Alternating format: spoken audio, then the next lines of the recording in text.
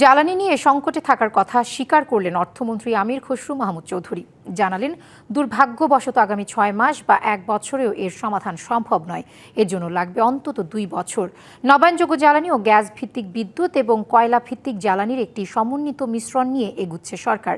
বলেন, বিদ্যুৎ গ্যাস ছাড়া অর্থনীতি এগিয়ে নেওয়া সম্ভব নয়, তাই সংকট নিরসনে কাজ করছে সরকার।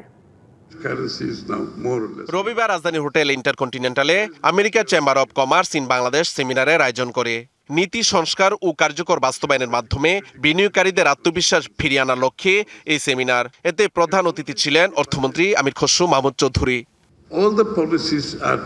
আলোচনায় অংশ নিয়ে অর্থমন্ত্রী জানান, দেশের অর্থনীতির পরিস্থিতি স্থিতিশীল প্রক্রিয়ার মধ্যে রয়েছে, তবে উত্তরাধিকার সূত্রে পাওয়া আর্থিক সংকট গুছাতে চেষ্টা করছে সরকার।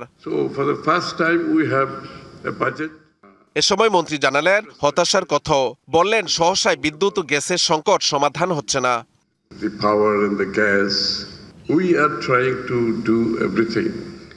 বিদ্যুৎ ও গ্যাস নিয়ে এক ধরনের সংকটে রয়েছে আমরা। আমাকে স্বীকার করতেই হবে, এটা অতীত থেকে পাওয়া। কিন্তু দুর্ভাগ্যবশত আগামী 6 মাস বা 1 বছরেও বিষয়টি সমাধান সম্ভব নয়। বিদ্যুৎ গ্যাসের সংকট সমাধানে অন্তত 2 বছর লাগবে। আমরা বিদ্যুৎ ও গ্যাসের সমস্যা নিয়ে লড়াই করছি। মন্ত্রী আরো জানান, ভবিষ্যতে জ্বালানি চাহিদা মেটাতে একটি সমন্বিত মিশ্রণ নিয়ে এগুচ্ছে সরকার। আমাদের নবায়নযোগ্য জ্বালানি থাকবে, গ্যাস ভিত্তিক বিদ্যুৎ থাকবে। কয়লা এমন একটি সম্পদ যা আমাদের রয়েছে। আমরা কয়লা ভিত্তিক বিষয়টিও খতিয়ে দেখছি। তাই জ্বালানির একটি সমন্বিত মিশ্রণ নিয়ে আমরা এগোচ্ছি। আশা করছি যথাসময়ে বিদ্যুৎ ও গ্যাস খাতে একটি বড় পরিবর্তন দেখতে পাব।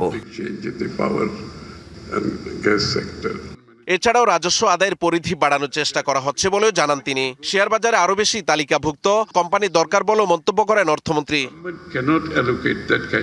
Mahmudul Hasan Nazim, DBC news, Dhaka. নগদ নিয়ে এলো হার না মানা হার অফার। সর্বনিম্ন 10,000 টাকা রেমিটেন্স নগদে পাঠালে থাকছে স্বর্ণের হার জেতার সুযোগ।